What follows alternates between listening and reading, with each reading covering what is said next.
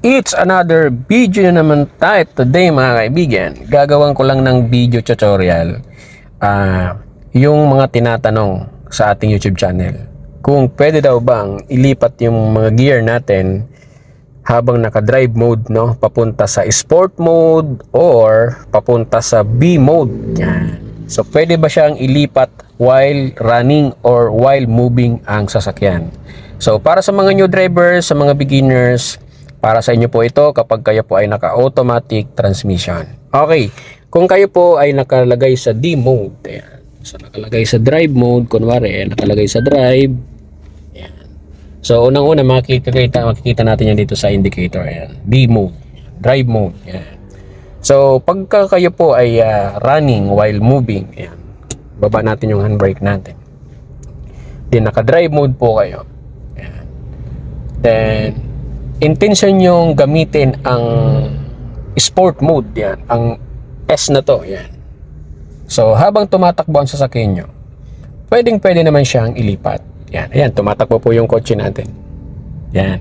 So lipat natin ng S. Yan. At makikita nyo dito, ayan, sport mode, yun. So pwede pa siyang ilipat ng B mode. Yan.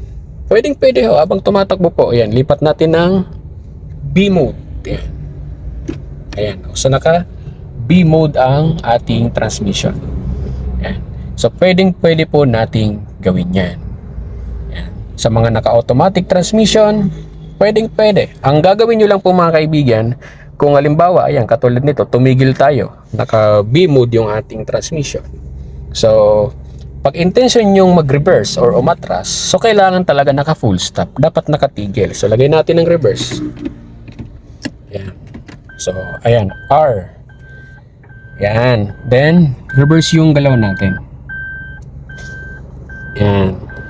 So, ang video po na to ay para sa mga beginners, sa mga new drivers, dun sa mga laging nagtatanong na, Sir Archie, pwede bang ilipat ang gear habang naka-drive mode papunta sa sport mode or B mode?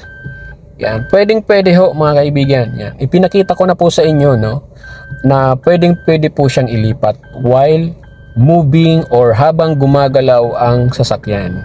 Ngayon, ang kailangan nyo lang maintindihan dito mga kaibigan, kung para saan at kung kailan gagamitin ang S mode or B mode. Yan. So yun po ang kailangan nating maintindihan. So ngayon, saan nga ba ginagamit ang sport mode or S mode na to or B mode? So mga kaibigan, ang drive mode kasi yan yung normal na ginagamit natin na gear while moving forward.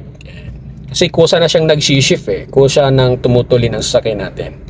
Ngayon may option tayo, itong S mode na to, sport mode yan. Kung gusto natin na mas more powerful ang ating sasakyan na dinadrive, yan. Kumbaga additional, no? Yan. So pwede natin siyang ilipat sa S mode. So ang B mode naman, ginagamit naman yan kapag mga intention natin yung mga engine braking. Katulad sa mga uphill or downhill, no, na mga mahaba or malalayo na mga paahon. Yan. Yung mga sobrang matarik, yan, or sobrang palusong. Yan. Saka nyo ililipat ng B mode. Yan. Pwede ho natin gawin yan habang gumagalaw ang sasakyan natin. Pero kung kayo po ay ililipat nyo ng reverse or park or drive, yan. So dito sa part na to, PR to drive, wag nyong gagalawin yan habang kayo ay nananakbo. Yan. So yan ang wag nyong gagawin. Pero kung kayo po ay naka D mode, then maglilipat ka lang ng papunta sa S or B, BS to D. Yan. Pwede siyang galawin habang gumagalaw ang sasakyan nyo, habang nananakbo kayo. Pwede ho yun.